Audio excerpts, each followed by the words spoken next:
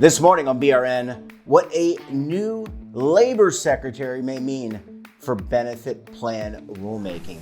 Joining me now to discuss this are David Levine and Kevin Walsh. Both are principals with Groom Law Group. David, Kevin, great to see you. Thanks for joining us on the program this morning. Jeff, thanks for having us on. It's always good to talk to you and your viewers. Great to see you as always, Kevin. David, I want to start with you. Let's take a look at where we stand as of our recording date in terms of leadership and some of these key either cabinet level or enforcement level positions. Absolutely. Well, the Trump administration is off to a speedy start in terms of getting leadership confirmed in its various agencies and cabinet level. At this point, we have a Treasury Secretary confirmed, which obviously is where the IRS, many levels down for the land of retirement and benefits, is what's impacted. But we have a Treasury Secretary. And on the Department of Labor, we've had hearings for the Department of Labor Secretary nomination. And we are waiting to see how that proceeds. But so far, President Trump has been very successful. And all of his nominees that have actually gone through the committee process, we know Representative Gates, who dropped out before the Attorney General process started, have gotten through the process and been confirmed. So hopefully, from their perspective, that will be completed sometime soon. As an additional item, we have changes, as we know, we've seen a lot on things like in the news about Doge. I'm not here to talk the politics of anything like that. But at the same time, we've seen personnel changes is a nice way to put it at this point, that we've seen headcount changes, we've seen leadership changes. In our world of retirement at this point, right now, on the IRS side, most of those people that we've worked with in the leadership in tax-exempt and government entities are there. Similarly, on the Employee Benefit Security Administration, we have career staff that's been there a long time, lots of institutional knowledge. They are there at this point. The IRS isn't going to have a nominee that oversees benefits, so that's less of a focus at this point. On the other hand, we have seen on the Department of Labor side, we do have a nomination for a Deputy Assistant Secretary, Dan Aronowitz. Dan, who I think has maybe even been on your program in the past. Dan, he heads basically the fiduciary business at Encore, the insurance company. Dan has been a very prominent and well-known and people well-liked speaker on the topic of litigation inside the retirement market. He has been a strong advocate for trying to manage this litigation.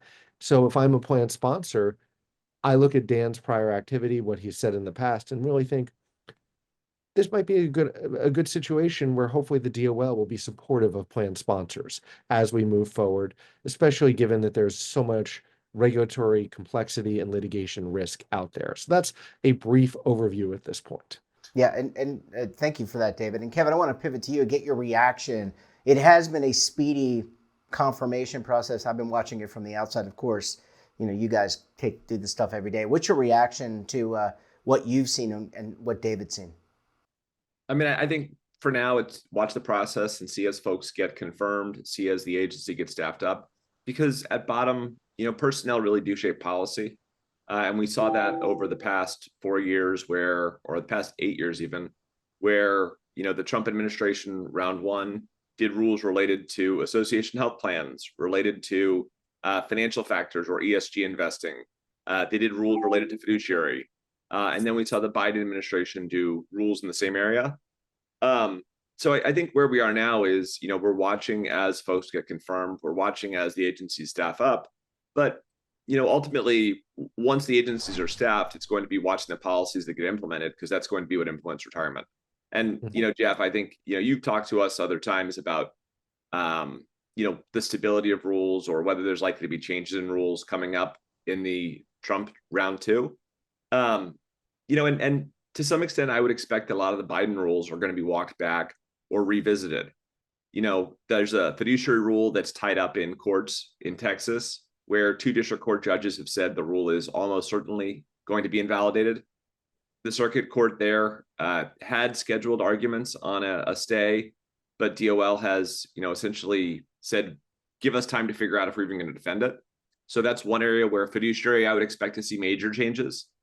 ESG is an area where the Biden rule has been defended by DOJ. And a district court in Texas recently actually said, looking at the text of ERISA, looking at the Biden rule, we're going to let this rule stay in place. So it's one area where, the incoming secretary, Dan is the incoming assistant secretary. They're going to have to look at that and say, do I want to go through rulemaking? I would expect they will. Realistically, ESG investing or financial factor investing is an area that has been a hot topic. And then, the health side is another area where, we tend to focus on the retirement aspect of EBSA or the Employee Benefit Security Administration, but they also oversee health plans. And there's a whole lot of health policy that folks are very focused on. So, I think David's right. We're a month into the administration now. Staffing is really the first question, but very quickly we'll see a pivot from staffing to policy. And those are three areas where I think almost certainly we're going to see some action. Yeah. I feel like it's more. I feel like it's more than a month. I feel like we're getting like kind of, we joke about watching a ping pong game or a tennis match. I mean, it just kind of go back and forth. But David, just to kind of close out, one of the things that all of us in the industry like is predictability. In fact, in markets, people like predictability. But as you and Kevin have been saying, there's going to be change. I mean, how do you, if you're a plan sponsor, if you're a provider of services, how do you wrestle with all this I'm going to call it unpredictability. You may term it differently, but volatility, I would say, in terms of some of these rules. Well, first of all, this is not unprecedented. Well, the Trump administration certainly gets a lot of headlines. Certainly, I would say more than the Biden administration got when it came in. There is a process here, and we've been through this before. Kevin pointed out ESG, things like proxy voting, things like association health plans, those types of things. We've been through the back and forth of administrations before. And yes, you can see some organizations changing their approach, their strategy at this point. But the phrase I've used before, and I use it again, is it's okay to breathe for a moment here. Because, as Kevin said, a lot of things will likely be done through formal processes, so there'll be a chance to adapt. And also, people have long known that whether ESG or proxy voting is a prime example, it changes a little. But also, as the decision that Kevin was talking about in Texas on ESG highlights, yes, there are some differences, but there is a certain corridor of predictability on a lot of these items. And I think our industry is well versed in being able to manage those at this point. So if you're a plan sponsor, it's see what comes to you. Think carefully about how, in light of things like the American Airlines decision and things like that. What is your process? But you should always be working on your process. But there's no requirement to do anything specific, of course. Number one. Number two, if you're a service provider, it's figuring out what your real business objective is, and then saying, how do we build a solution, whatever we have, that works in either environment?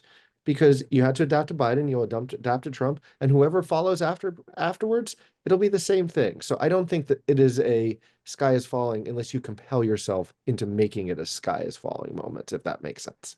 Yeah, Chicken Little can agree with you on that. Well, gentlemen, we're going to leave it there. Excellent analysis as always. Thanks for joining us, and we look forward to having you back on the program again very soon. Thanks for having us on, Jeff, and thank you, viewers. Thank you so much. And don't forget to subscribe to our daily newsletter, The Morning Polls, for all the news in one place. Details, of course, at our website. And your subscription helps support all this great BRN content. Until tomorrow, I'm Jeff Snyder. Stay safe, keep on saving, and don't forget, roll with the changes.